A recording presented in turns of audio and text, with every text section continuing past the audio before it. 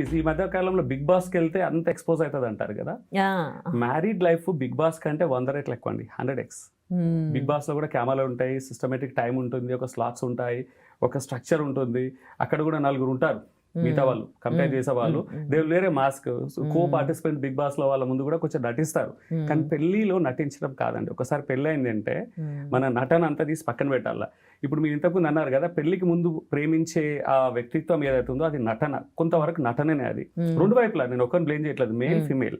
ఎందుకంటే marriage before they try to be అంటే వాళ్ళ మంచి వర్షన్ చూపిస్తారు, వాళ్ళ బెటర్ వర్షన్ చూపిస్తారు.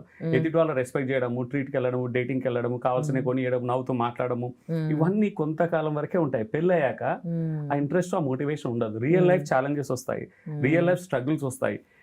ఇవన్నిటి ముందు వాళ్ళు అంటే మోయలేరు, ఆ నటనని మోయలేరు. మాస్క్ తీసి పక్కన పెట్టేసి they will become they true version.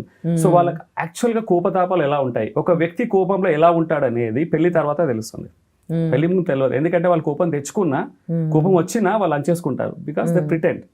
కానీ పెళ్లి తర్వాత చేయలేరు, ఎందుకంటే ఎవ్రీడే కలిసి ఉన్నప్పుడు అవన్నీ పక్కన పెట్టేస్తారు. ఇంకా they become a natural. So ఒక వ్యక్తి కోపం వచ్చినప్పుడు ఎలా ఉంటుంది, కష్టంలో ఒక వ్యక్తి ఎలా ఉంటాడు, సంతోషంలో ఎలా ఉంటాడు.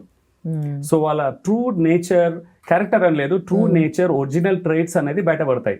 అప్పుడు బయటపడ్డప్పుడు అయ్యో నా ఫ్రెండ్, నా ఫియాన్సీ పెళ్లికి ముందు ఇలా ఉండేవాడు కాదు, పెళ్ళైన కొత్తలో కూడా ఇలా ఉండేవాడు కాదు, కంప్లీట్ గా మారిపోయింది అంటారు.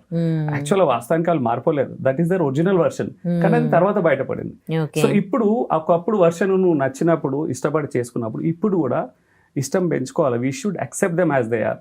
ఇక్కడ ఏంటంటే నా కోసం నువ్వు మారాలి అంటే, భార్య భర్తని నా కోసం నువ్వు మారాలని, భర్త భార్యని లేదు నేను మారని, నేను అలాగనే ఉంటాను, మీరే మారాలి, నాకు నచ్చినట్టే ఉండాలని ఇద్దరు అలాగే పట్టింపు ఒక పంతం మీద కూర్చుంటే ఆబ్వియస్ గా బ్రేకప్ వైపే దారి తీస్తుంటుంది.